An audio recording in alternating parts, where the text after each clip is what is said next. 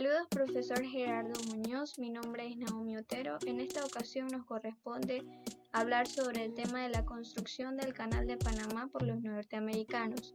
Como antecedentes tenemos que entre los más grandes esfuerzos pacíficos de la humanidad que han contribuido significativamente con el progreso en el mundo, la construcción del canal se destaca como un logro que inspira admiración. Este triunfo de ingeniería sin paralelo fue posible gracias a una fuerza internacional bajo el liderazgo de visionarios estadounidenses que hizo realidad un sueño de siglos por unir dos océanos de tamaños muy grandes. Pero cabe destacar que antes de que todo esto sucediera se llevaron varios intentos que radican en los siguientes tratados.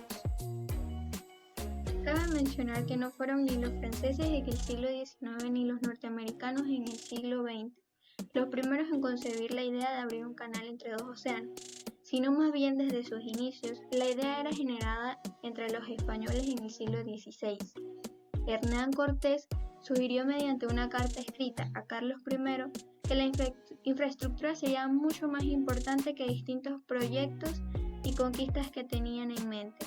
En ese mismo año se comenzaron los estudios y las labores de construcción, pero la falta de recursos hicieron que ese intento fracasara.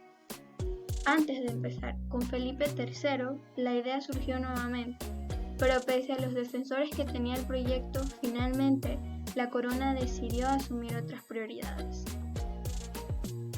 El primer intento se dio a través del convenio Salgar-White. Los franceses adquieren la legitimidad internacional para iniciar la construcción de la vía interoceánica. Sin embargo, por errores técnicos como el desechar la ponencia de edificar el canal con el sistema de esclusas y en su lugar iniciar la construcción de un canal a nivel del mar, aunado con los conflictos financieros y de salubridad en el área boscosa, hacen frustrar y fracasar el intento francés de construir el canal.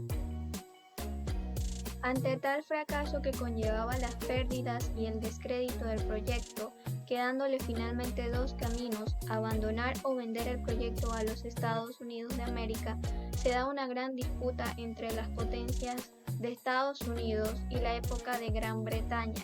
Celebran finalmente el Tratado Hampton-Sofar, que también aborda el Tratado Clayton-Burger en 1580 y permite a la nación norteamericana negociar un tratado para construir un canal por el Istmo Panameño, pero a la vez aplicarían las reglas de la Convención de Constantinopla de 1888 relativas al canal Suez sobre el libre tránsito de naves en aquella época. Seguido de los tratados mencionados anteriormente, se inician conversaciones con Colombia para adquirir los derechos de concesión para la construcción de un canal que atravesara el entonces departamento de Panamá. Es por lo que llega a negociar y firmar con el Ejecutivo colombiano el Tratado Herrán-Hay, por el cual se le conceden los derechos o concesiones del canal francés de continuar con la construcción del canal, al igual que administrarlo, operarlo y defenderlo, por el término de 100 años, con derecho de prorrogarlo a lo absoluto. Este último tratado concedía el derecho a prorrogar al canal a la absoluta opción de los Estados Unidos.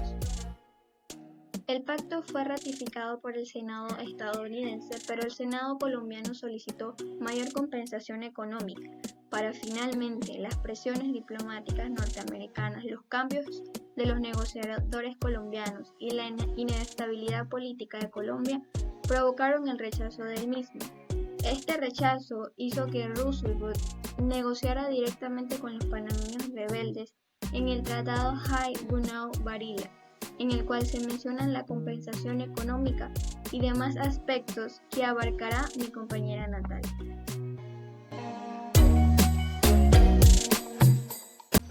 Mi nombre es Natalia Galvez y vamos a hablar del tema del Tratado Hay-Bunau-Varilla. Es el tratado establecido entre Panamá y Estados Unidos el 18 de noviembre de 1903, pocos días después de la separación de Panamá de Colombia. El 15 de noviembre, el señor John Hay le envía al señor Bunau-Varilla un nuevo proyecto de tratado basado en el rechazo del Tratado Herrán-Hay. El señor Bona Varela, no satisfecho con esto, crea cambios al proyecto y también crea un nuevo tratado basado en 4 hechos. El primero es la neutralización del Canal de Panamá. El segundo es la igualdad a todas las banderas, tanto norteamericanas como las demás. El tercero es el pago de Panamá por 10 millones de dólares, originalmente que iba a Colombia. El cuarto es la protección al Canal de Panamá por cualquier agresión que ella reciba. No obstante, también se le dio a los Estados Unidos 10 millas a ambos lados del canal, que se denominó Zona del Canal de Panamá, donde los norteamericanos ejercían autoridad, poder y derecho en esta zona. Durante la construcción del canal también se incluyó el saneamiento de la ruta interoceánica. Esta la respaldó la campaña de saneamiento del Istmo dirigida por el Dr. William Crawford Gorgas, en donde se amplió y mejoró la infraestructura heredada por los norteamericanos.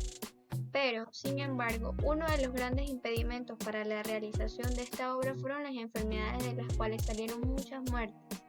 Una de las más destacadas fue la malaria. A diferencia de la malaria endémica en el Istmo y que afectaba a gran parte de la población residente a lo largo de la ruta elegida por el canal, la fiebre amarilla aparecía esporádicamente en forma de epidemia con gran mortalidad. Desde aquel entonces se iniciaron labores de saneamiento. El primer punto de ataque fue dirigido a la limpieza de paviamentos de calles, drenajes amplios y agua potable para la población, que llegaron a mejorar las condiciones sanitarias en un casi 100%. Se evitó el estancamiento de las aguas en las calles, vasijas, cisternas y así destruir un posible lugar para la reproducción de los mosquitos, los cuales causaban las diferentes enfermedades. La fumigación de todas las áreas, las casas, se llevó a cabo con potentes larvicidas por las brigadas antimosquitos. Fue en sus comienzos rechazada por muchas familias porque representaba una intromisión y a cambio en sus maneras de vivir, pero que finalmente fue impuesta por las autoridades resultando de gran ayuda en este plan de saneamiento integral. También se consideró la fumigación a todas las casas llevado a cabo con potentes larvicidas por las brigadas antimosquitos. Fue en su comienzo rechazada por muchas familias porque representaba una invasión y cambios en su manera de vivir, pero finalmente fue incorporada por las autoridades, resaltando de gran ayuda este plan de saneamiento integral propuesto por los distintos doctores y, como mencionaba antes, uno de los precursores, el Dr. William Gorgas. Para culminar, cabe resaltar que actualmente existen leyes regidas por el Estado que protegen muchos aspectos integrales del saneamiento del canal que está en manos panameñas y que representa un gran aporte a la cultura, economía y sociedad de este país.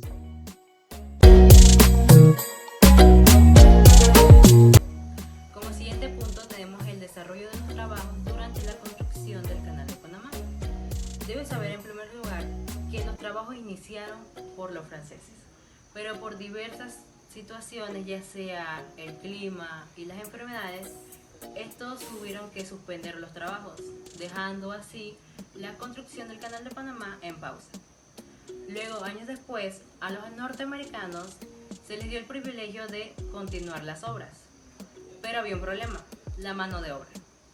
Como la mano de obra usada por los franceses quedaron vagando por Panamá, esto causó en ellos no confiar en los estadounidenses para continuar con el proyecto, temiendo así que les pasara lo mismo que con los franceses. Por eso, los norteamericanos recibieron el permiso de reclutar hombres provenientes de las islas Martinicia y Guadalupe.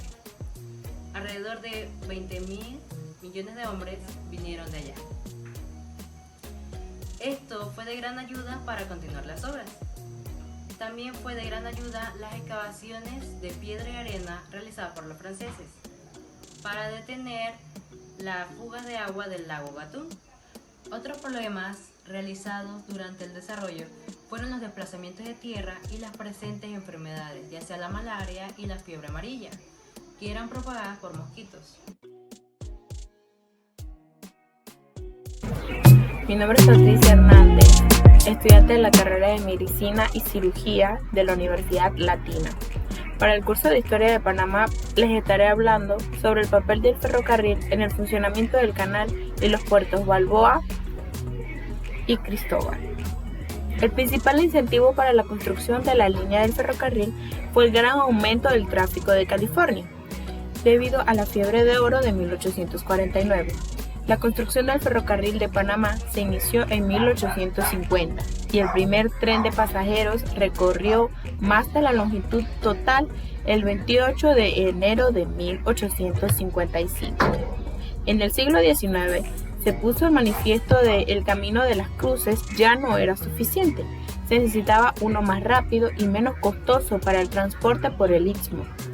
Dada la dificultad de construir un canal, un ferrocarril pareció ser una solución ideal. Los estudios se iniciaron en 1827. Se propusieron varios proyectos y se buscó dinero. A mediados del siglo aparecieron otros factores que alentaron el proyecto. La anexión de California por los Estados Unidos en 1848 y el desplazamiento de colonos a la costa oeste, que cada vez era mayor, aumentó la demanda de la ruta rápida entre los océanos. La fiebre de oro de California también incrementó todavía más los desplazamientos de colonos hacia la zona oeste. La obra fue gran parte construida y financiada por empresas privadas norteamericanas. Entre las personas que ayudaron en la construcción del ferrocarril estuvieron William Aspinwall, David Hadley, George Muirson Totten, John Stephens. Originalmente, el ferrocarril fue construido y adquirido mediante licitación pública por una empresa con sede en la ciudad de Nueva York, la Panama Railroad Company, y luego fue incorporado por el estado de Nueva York el 7 de abril de 1849. Y sus acciones eventualmente serían las de más alto valor en esa época. La empresa compró los derechos exclusivos al gobierno de la República de la Nueva Granada, de la cual Panamá era parte, para construir el ferrocarril a través del istmo. Mientras aún estaba en construcción, el ferrocarril transportó un tráfico significativo. Por las secciones aún sin terminar, se transportaba tráfico de mulas. Inicialmente, este no se había previsto, pero las personas que cruzaban el istmo hacia California estaban ansiosas por utilizar dicha vía como se había establecido. Aun cuando solo habían completado 10 kilómetros de riel, el ferrocarril estaba haciendo un muy buen negocio. Por cada viaje, el tren se cobraba $25 por persona y $10 por cruzar a pie el resto de los 60 kilómetros. Por derecho de paso a través del istmo. En el momento en que la línea fue oficialmente concluida, el 28 de enero de 1855, el primer tren de pasajeros transitó a todo lo largo de su nivel.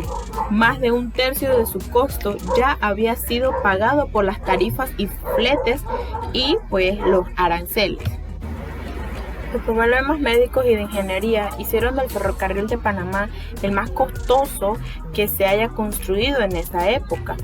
Se descubrió que algunos pantanos requerían rellenos de más de 30 metros de profundidad antes de poder construir un terraplén sólido. El ferrocarril de Panamá se construyó a través del istmo entre 1850 y 1855, con 75 kilómetros de largo, desde Colón en el Atlántico hasta Panamá en el Pacífico.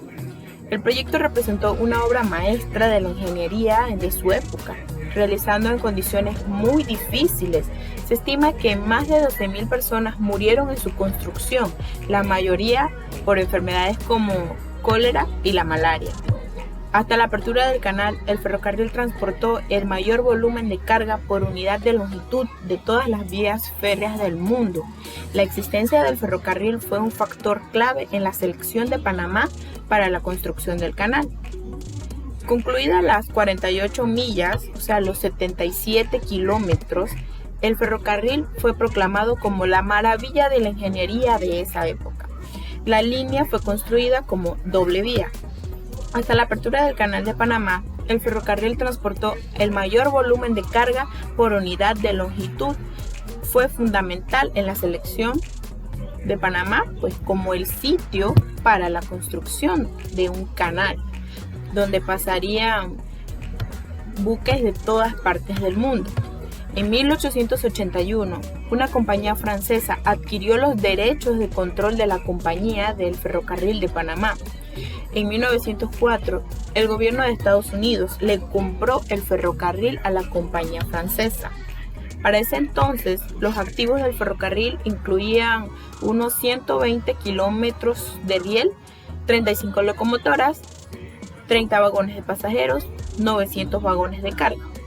El ferrocarril fue de gran ayuda en la construcción del canal, que en paralelo y en estrecha colaboración en algunos lugares se asumió el control de la línea ferroviaria. Partes de la ruta del ferrocarril fueron trasladadas durante la construcción del canal y se realizaron mejoras considerables al sistema ferroviario. Y además el canal, las obras de reconstrucción y mejoras al ferrocarril de Panamá culminaron en 1914. Muchas gracias.